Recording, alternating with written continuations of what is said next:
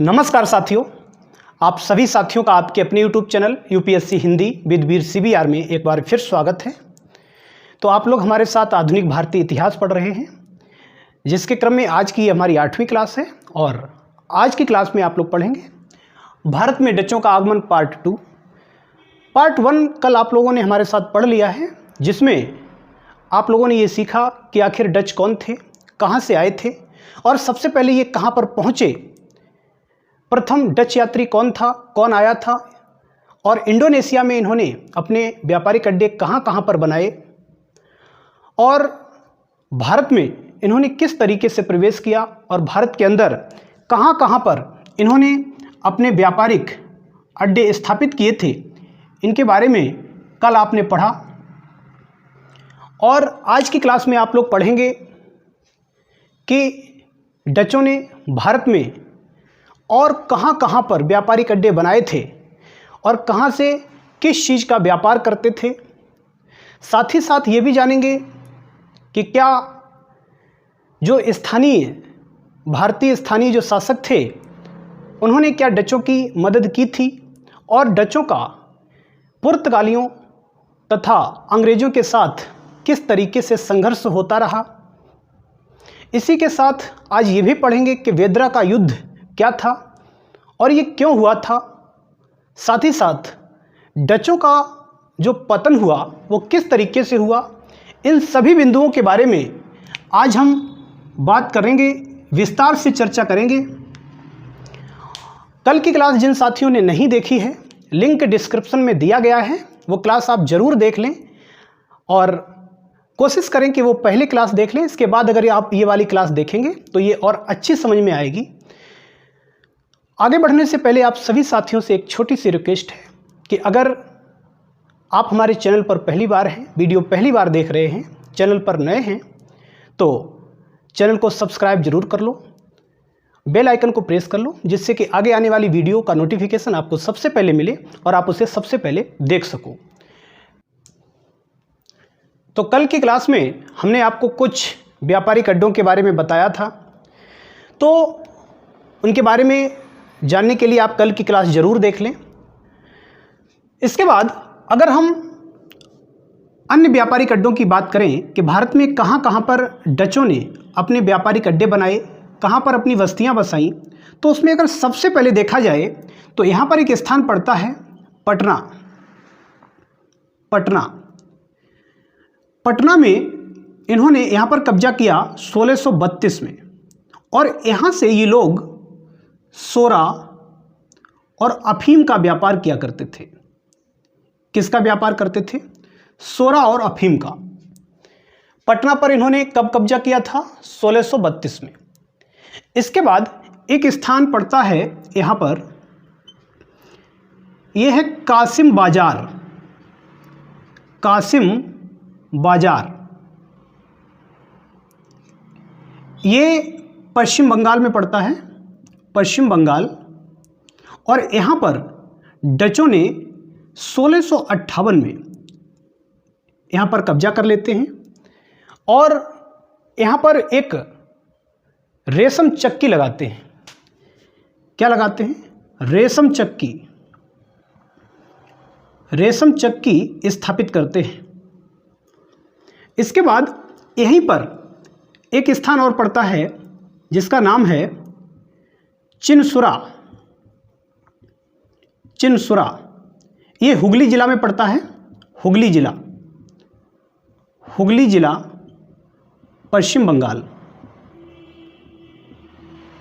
और यहाँ पर इन्होंने 1653 में यहाँ पर कब्जा किया और इस चिनसुरा को एक अन्य नाम गुस्तावुस फोर्ट इसके नाम से भी जानते हैं, गुस्तावुस फोर्ट। ठीक है। तो चिनसुरा में, जो चिनसुरा हुगली जिला में पड़ता पश्चिम बंगाल में, यहाँ पर इन्होंने 1653 में कब्जा किया, जिसे गुस्तावुस फोर्ट के नाम से भी जानते हैं। और यहाँ पर क्या होता है, ये 1656 में एक फैक्ट्री स्थापित करते हैं, एक फैक्ट्री लगाते हैं। पहले इन्होंने कब्जा किया और इसके बाद 1656 में एक फैक्ट्री चिनसुरा के अंदर ये लगा देते हैं। इसके बाद क्या होता है कि जो डच हैं ये लोग और आगे बढ़ते हैं। ये बालासोर पड़ता है, ये स्थान है बालासोर। बालासोर ये पड़ता है उड़ीसा में, उड़ीसा, ठीक है। इसका जो वर्तमान नाम है, जो वर्तमान नाम है वो क्या है? बालेश्वर। बालेश्वर के नाम से भी जानते हैं, वर्तमान नाम इसका बालेश्वर है। तो यहाँ पर डचों ने 1632 में यहाँ पर कब्जा किया और यहाँ से ये लोग क्या करते थे? यहाँ से ये लोग वस्त्रों का व्यापार करते थे, वस्त्रों का व्यापार, ठीक है। तो सबसे पहले आप देख रहे हैं कि पटना में भी इन्होंने कब्जा किया, कासिम बाजार में कब्जा किया, चिनसुरा में कब्जा किया। इसके बाद बालासोर, यहाँ पर भी इन्होंने अपनी फैक्ट्री लगाई, अपने व्यापारिक अड्डे को बनाया। और इसी तरीके से ये लोग, यहाँ पर एक स्थान पड़ता है नागपट्टनम, नागपट्टनम। यहाँ पर इसको ये लोग 1659 में क्या करते हैं कि पुर्तगालियों से ये छीन लेते हैं। किससे छीन लेते हैं? इसको किससे छीना था? पुर्तगालियों से, पुर्तगालियों से छीना था, छीना था, ठीक है। तो नागपट्टनम को 1659 में ये लोग पुर्तगालियों से छीन लेते हैं और इसे अपना मुख्यालय बनाते हैं। क्या बनाते हैं? इसे अपना मुख्यालय बनाते हैं, मुख्यालय। और इसके बाद एक स्थान यहां पड़ता है कोचीन, कोचीन। यहां पर भी ये लोग 1663 में कब्जा कर लेते हैं। तो इन विभिन्न स्थानों पर डचों ने अपने व्यापारिक अड्डे बनाए, अपनी बस्तियां बनाई। और देखा जाए तो जो डच लोग थे, इन्हें जो स्थानीय शासक होते थे उन लोगों ने भी इनका सहयोग किया, इनकी हेल्प की। लेकिन डचों ने मसालों के व्यापार पर एकाधिकार करके जो पुर्तगालियों का प्रभाव था उसको एकदम खत्म कर दिया,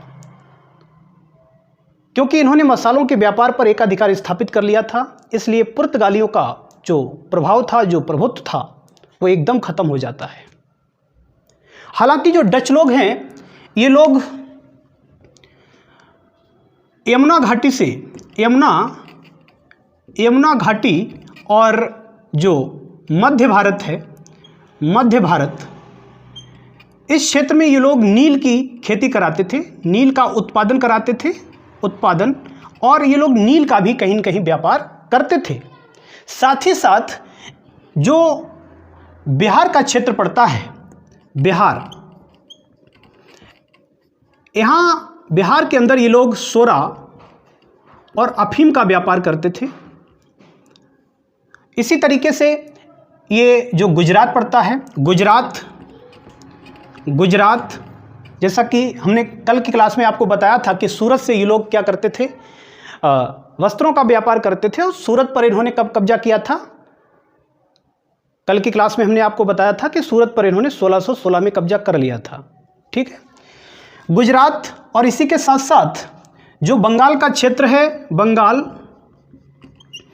और ये जो कोरोमंडल तट है प्लस कोरोमंडल तट, इस क्षेत्र से क्या किया करते थे? ये लोग वस्त्रों का व्यापार करते थे, खास तौर से वस्त्रों का व्यापार, सिल्क का व्यापार, सिल्क। तो इसका व्यापार ये लोग गुजरात, बंगाल और कोरोमंडल के क्षेत्र से ये लोग करते थे। साथ ही साथ जो गंगा घाटी है, गंगा घाटी, यहाँ ये लोग चावल का उत्पादन कराते थे, चावल का उत्पादन, ठीक है। इतनी बात समझ में आ गई। हालांकि जो डच लोग थे इन्होंने लगभग पुर्तगालियों की शक्ति को ख़त्म कर दिया। लेकिन इनका एक प्रतिद्वंदी बचा हुआ था। वो कौन थे? वो अंग्रेज थे।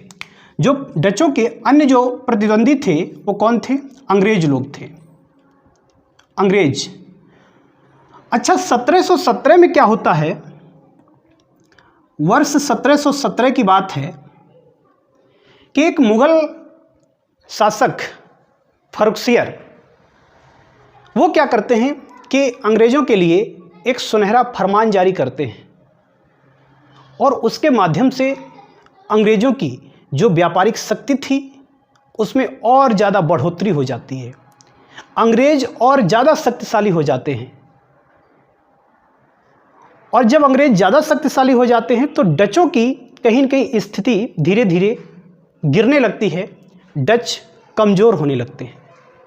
हालांकि जो हिंद महासागर है, ये जो हिंद महासागर है, इस पर कब्जा करने के लिए अंग्रेज और डच आपस में संघर्ष करते रहे।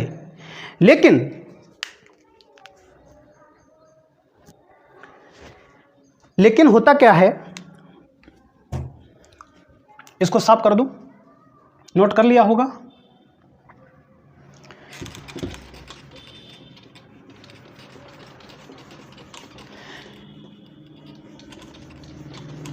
डचों और अंग्रेजों के बीच लगभग संघर्ष होता रहता था, क्योंकि यही दो शक्तियां खास तौर से उस समय भारत में थीं और आपस में ये संघर्षरत थीं।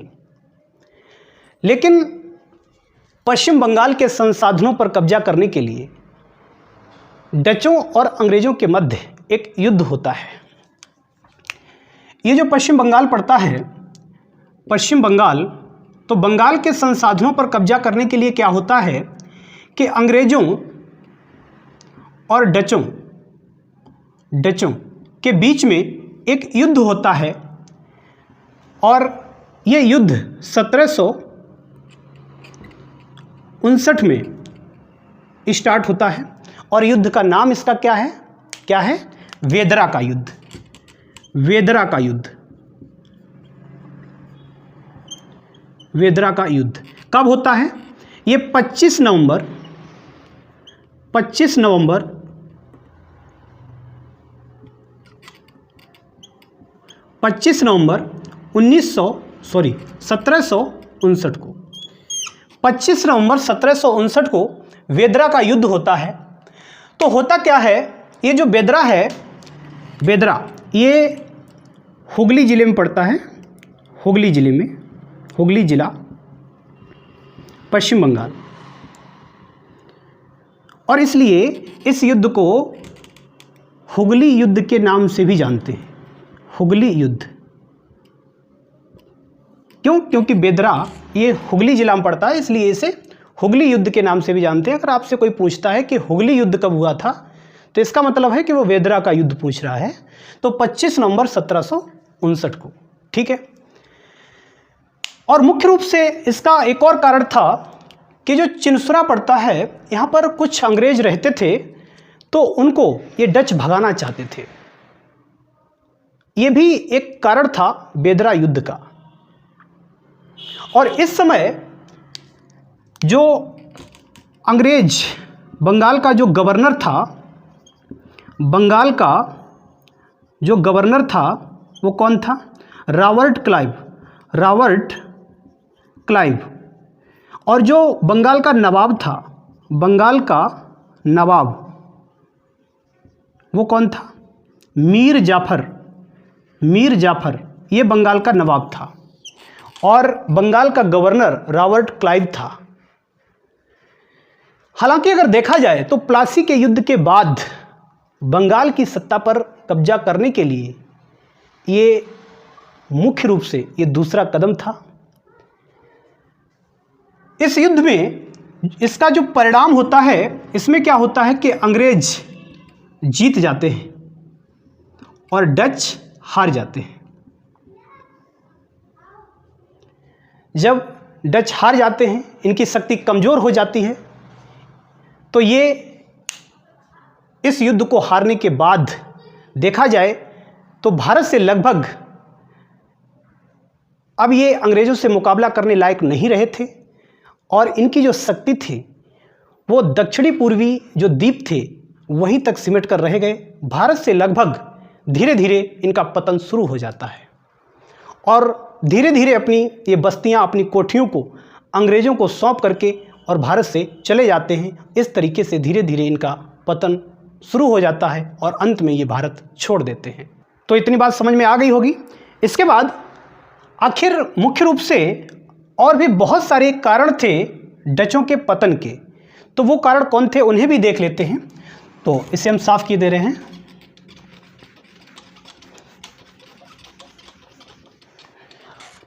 डचों के पतन के जो अन्य कारण थे, पतन के अन्य कारण क्या थे?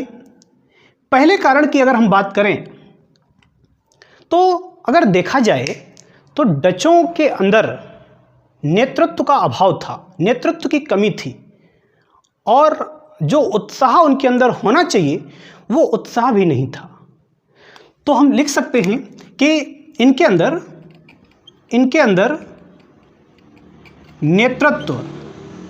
नेतृत्व की कमी थी और उत्साह का अभाव था, उत्साह भी नहीं था। और जब नेतृत्व नहीं होगा तो उत्साह जाहिर सी बात है नहीं होगा। दूसरी चीज अगर देखा जाए तो ये भारत में आए जरूर, इन्होंने भारत के अंदर अपनी व्यापारिक अड्डों को स्थापित जरूर किया, लेकिन देखा जाए तो इन्होंने भारत के अंदर वो मजबूती हासिल नहीं कर पाई। अर्थात अंग्रेज लोग जो थे उन्होंने इन्हें अपने पैरों को जमाने नहीं दिया, भारत के अंदर इनकी स्थिति को मजबूत नहीं होने दिया। तो दूसरा पॉइंट आप लिख सकते हैं कि अंग्रेजों ने इन्हें भारत में पैर नहीं जमाने दिए, जिससे कि ये पूर्वी द्वीपों तक ही सिमट कर रह गए। और तीसरी चीज़ अगर देखें तो जो डचों की जो कंपनी थी, देखा जाए तो उस कंपनी के जो भी कर्मचारी थे उनका वेतन बहुत कम था और कम वेतन होने की वजह से ये कर्मचारी निजी व्यापार में संलग्न हो जाते हैं और कंपनी के व्यापार पर बिल्कुल ध्यान नहीं देते हैं। कंपनी के हितों की ये लोग अनदेखी करते हैं।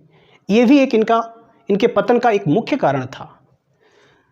तो यहां लिख सकते हो कि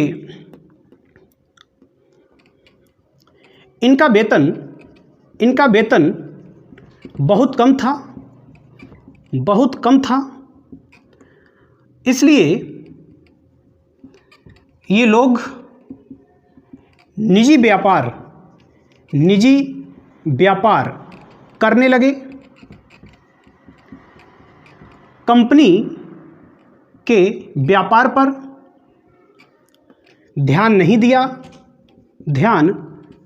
दिया, जिससे और कंपनी के हितों की अनदेखी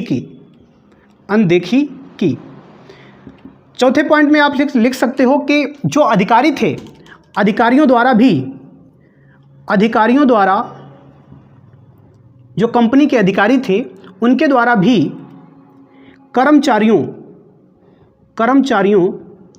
के हितों की अनदेखी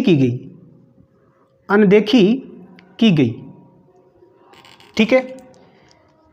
इसके बाद अगर आप पांचवें पॉइंट की बात करें तो पांचवा पॉइंट ये हो सकता है कि जो डच थे ये हालैंड के निवासी थे और हालैंड काफ़ी लंबे समय से स्पेन के कब्जे में रहा, पराधीन था, परतंत्र था और इसको स्वतंत्र हुए कुछ ही समय हुआ था, इसलिए इसके पास पर्याप्त संसाधन नहीं थे, पर्याप्त शक्ति नहीं थी उतनी आर्थिक स्थिति भी इसकी मजबूत नहीं थी और ये भी इसके एक पतन का एक कारण था। तो यहाँ लिख सकते हो, हॉलैंड लंबे समय से स्पेन के कब्जे में था, इसलिए इसके संसाधन उतने विकसित नहीं थे या इसके संसाधन पर्याप्त नहीं थे। ठीक है। और अगर छठवें पॉइंट की बात करें तो छठवां पॉइंट आप ये लिख सकते हैं कि इनका जो ध्यान था, इनका ध्यान मसाला व्यापार पर ज़्यादा था, मसाला व्यापार पर ज़्यादा था और इसीलिए ये लोग मसाला द्वीपों तक ही सिमट कर रह गए। देखा जाए तो धीरे धीरे इनकी शक्ति कमज़ोर होती चली गई और भारत के अंदर ये अपने साम्राज्य को बनाए रखने में असफल हो गए। तो आप लोगों ने ये सीखा कि डच किस तरीके से भारत में आए थे, किस तरीके से इन्होंने व्यापार किया और किस तरीके से अंग्रेज़ों और पुर्तगालियों के बीच में इनके संघर्ष रहे और साथ ही साथ इनका पतन किस तरीके से हुआ। पतन के आपने विभिन्न कारणों को जाना। तो क्लास कैसी लगी कमेंट बॉक्स में ज़रूर बताइए और क्लास को लाइक ज़रूर करो, अपने दोस्तों में शेयर करें और अगर चैनल को आपने सब्सक्राइब नहीं किया है तो सब्सक्राइब ज़रूर कर लो। फिलहाल आज के लिए इतना ही रखेंगे, कल फिर मुलाकात होगी, तब तक के लिए नमस्कार।